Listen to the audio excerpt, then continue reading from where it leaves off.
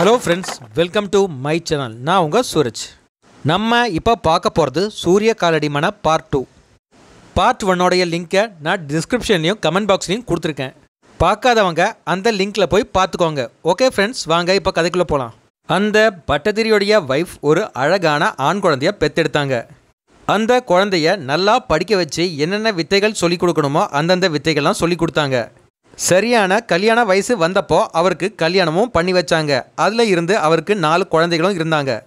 ஒரு நாள் அவங்க அம்மா கிட்ட கேட்டார், அப்பா எப்படிமா இறந்தாரு அப்படின்னு. உடனே பட்டதிரியோடைய மனைவி எல்லா கதையும் சொன்னாங்க.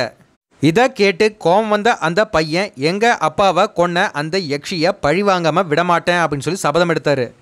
அவர் சூரியனை நோக்கி தவம் இருக்க ஆரம்பித்தார். அப்போது சூரிய பகவான் ஒரு மனுஷ ரூபத்தில் வந்து ஒரு ஓலைச்சுவடியை அவர்கிட்ட கொடுத்ததா சொல்லப்படுது. அன்னையிலேருந்து எல்லாரும் அவரை சூரிய காலடி பட்டர் அப்படின்னு கூப்பிட ஆரம்பித்தாங்க. அந்த வீட்டுடைய பேரும் சூரிய காலடி மனை அப்படின்னு ஆயிடுச்சு. அந்த ஓலைச்சுவடி கையில் கிடச்ச உடனே பல மந்திர தந்திரங்களை படித்தார். எங்கெங்கே தீய சக்திகளுடைய அட்டகாசங்கள் இருக்குதோ அங்கெல்லாம் போய் அதை சரி பண்ணி கொடுக்க ஆரம்பித்தார். அவருடைய பேரும் புகழும் கேரளா முழுக்க பரவ ஆரம்பிச்சுது.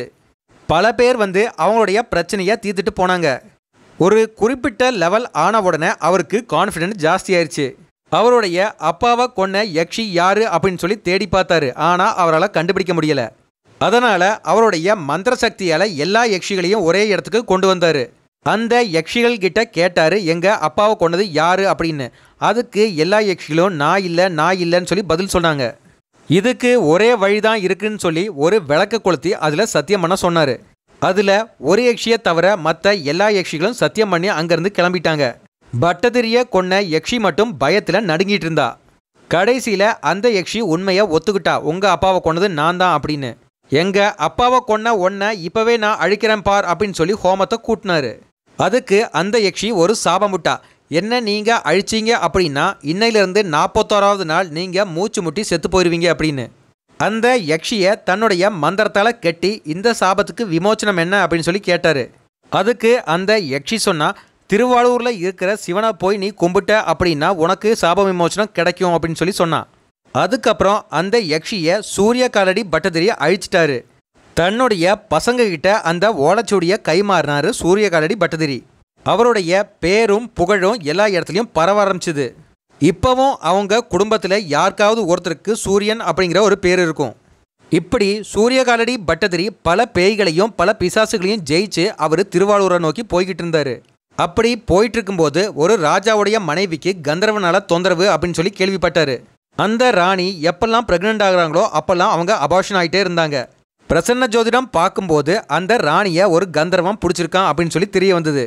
பெரிய பெரிய மந்திரவாதிகள் வந்த போதும் நம்பூதிரிகள் வந்த போதும் அந்த கந்தர்வனை அவங்களால ஒன்றும் பண்ண முடியல. அப்படி இருக்கும்போது சூரிய காலடி பட்டதிரியை பற்றி அந்த ராஜா கேள்விப்பட்டார். அவரை உடனே அரண்மனைக்கு கூட்டிகிட்டு வந்து இந்த பிரச்சனைக்கு ஒரு தீர்வு வேணும் அப்படின்னு சொல்லி கேட்டார். பட்டதிரி எவ்வளவோ முயற்சி செஞ்ச போதும் அந்த கந்தர்வனை அவரால் ஓட்ட முடியல. கடைசியில் வேற வழி இல்லாமல் ஹோமகுண்டத்துக்குள்ள பல மிருகங்களை வெட்டி போட்டார். ரொம்ப கடினமான பல மந்திர வித்தைகளையும் பிரயோகம் பண்ணார். அதில் பயந்து போன அந்த கந்தர்வம் பட்டதிரிகிட்ட வந்து சொன்னார், தயவு செய்து என்ன தொந்தரவு பண்ணாதீங்க, இந்த பொண்ணை எனக்கு ரொம்ப பிடிச்சிருக்குது, நான் இங்கேயே வாழ்ந்துக்கிறேன் அப்படின்னு. அதுக்கு பட்டதிரி சொன்னார், என்னையே மன்னிச்சிரு, நான் ஒன்றை ஓட்டுறேன் அப்படின்னு சொல்லி ராஜாவுக்கு வாக்கு கொடுத்துட்டேன், அதை என்னால் மீற முடியாது அப்படின்னு சொல்லி சொன்னார். அதை கேட்ட அந்த கந்தர்வன், அப்படி மட்டும் நீங்கள் பண்ணினீங்க அப்படின்னா இன்னையிலேருந்து 15வது நாள் நீங்கள் ஒன்றுக்கு இருக்க முடியாமல் கஷ்டப்பட்டு இறந்து போயிடுவீங்க அப்படின்னு சொல்லி சொன்னார். உடனே வழக்கம் போல் கந்தர்வனை மந்திரக்கட்டு போட்டு இதுக்கான சாப விமோச்சனம் என்ன அப்படின்னு சொல்லி கேட்டார். அதுக்கு அந்த கந்தர்வன் சொன்னது, நீங்கள் திருவாளூரில் போய் சிவ தரிசனம் பண்ணிட்டீங்க அப்படின்னா இந்த சாபம் உங்களை விட்டு விலகி போயிடும் அப்படின்னு சொல்லிட்டு ரொம்ப கவலையோடு அங்கேருந்து கிளம்பி போயிட்டார்.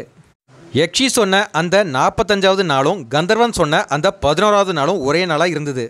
அந்த நாள் ஒரு பிரதோஷ நாளாக இருந்தது. அப்போது அந்த ஊரில் கோயில் பக்கத்தில் இருந்து ஒரு அசிரி வந்தது.